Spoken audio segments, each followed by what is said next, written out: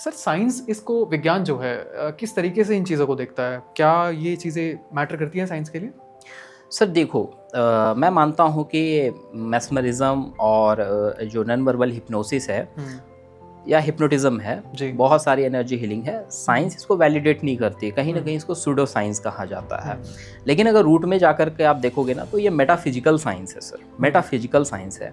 अगर non verbal hypnosis को अगर सूडो साइंस भी कहा जाए, लेकिन डीपर लेवल पे जब इसके प्रैक्टिकल्स के थ्रू लोग गुजरते हैं, तो देखते हैं कि कहीं ना कहीं बॉडी के एनाटॉमी में, बॉडी के एनर्जी लेवल पे बहुत सारी चीज़ें बदल रही है।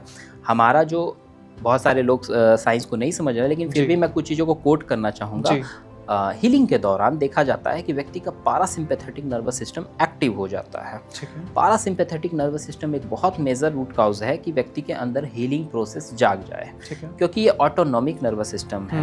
हीलिंग के दौरान व्यक्ति एक meditative state, deeper healing state में शिफ्ट हो जाता है, जहाँ पर उसके सप्रेस्ड इमोशंस हैं वो रिलीज होने लगते हैं। बहुत सारे ऐसे साइंटिस्ट हुए, साइकोलॉजिस्ट हुए, जैसे कार्ल जंग, सिगमंड फ्राइड।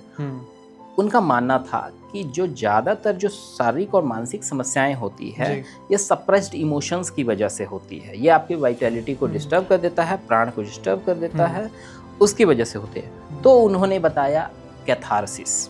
कैथारसिस मतलब या रिलीज, आपके इमोशंस को रिलीज करना।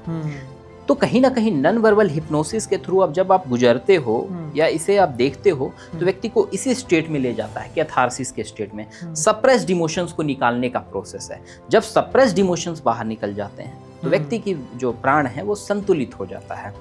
तो सर साइंटिफिक तरीके से देखा जाए तो इसको सूडो साइंस कहते हुए भी ये आपके पारासिम्पैथेटिक नर्वस सिस्टम को बैलेंस कर रहा है। सिंपैथेटिक एंड पारासिम्पैथेटिक को ये पूरी तरीके से एक बैलेंसिंग प्रोसेस है।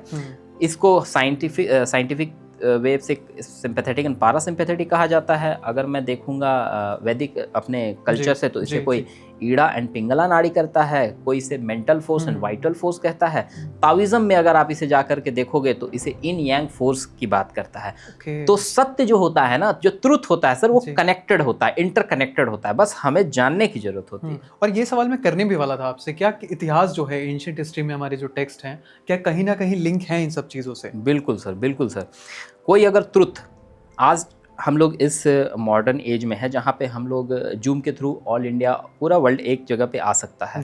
लेकिन कोई साइंस अगर 3000-4000 साल चाइना में डेवलप हो रहा है और भारत में डेवलप हो रहा है, तो कहीं ना कहीं अगर ट्रुथ है दोनों में, तो एक लिंक बना हुआ है। अगर प्राण की खोज भारत में हुई है, तो चाइना में भी उसे ची नाम से प्राण को रखा गया है, जापान में भी उसे खोजा गया, तिब्बत में भी उसे खोजा गया। तो उन्होंने उस डिवाइन फोर्स को समझा, और जिसने इस डिवाइन फोर्स को समझ लिया सर, वो रियल हीलिंग को समझ पाएगा।